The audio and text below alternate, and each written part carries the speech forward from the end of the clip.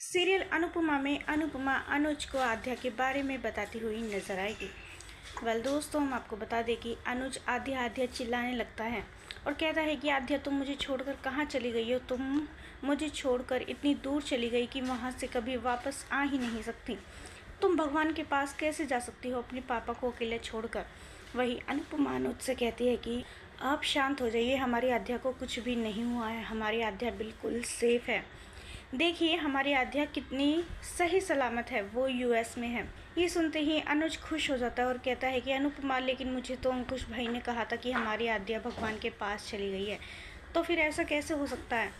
आद्या सही कैसे हो सकती है? ये सब कुछ झूठ है, आद्या ठीक नहीं है। मुझे भाई भाभी ने बताया था कि आद्या भगवान के पास चली गई है, वो इस दुनिया में नहीं है और वहाँ से लोग कभी वापस नहीं आ सकते।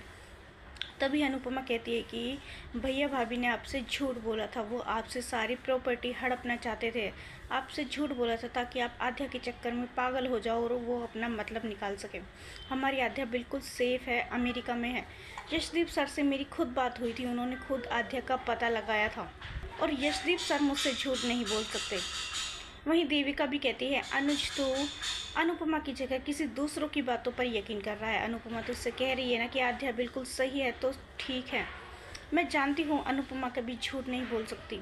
तुम्हारे भैया भाभी मतलबी हैं, वो तो शुरू से ही तुम्हारी जायदाद के पीछे पड़े हुए थे। तुम्हारी जायदाद हड़पने के लिए उन्होंने तुमसे झूठ बोला होगा, लेकिन सच ये है कि आद्या बिल्कुल सही है, बिल्कुल सेफ है, अमेरिका में है और जल्दी ही उससे तुम्हारी मुलाकात भी हो जाएगी।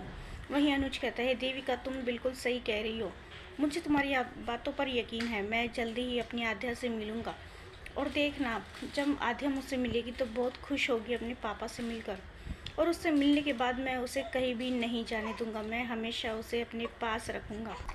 दोस्तों, सीरियल मैच ट्विस्ट को लेकर आप कितने एक्साइटेड है, हमें अपनी राय कमेंट्स में ज़रूर बताइएगा। और नहीं किया है चैनल को सब्सक्राइब तो जल्दी से कर ले, जिससे सीरियल से जुड़ी सारी अपडेट हम आप तक लेकर पहुँचे सबसे पहले।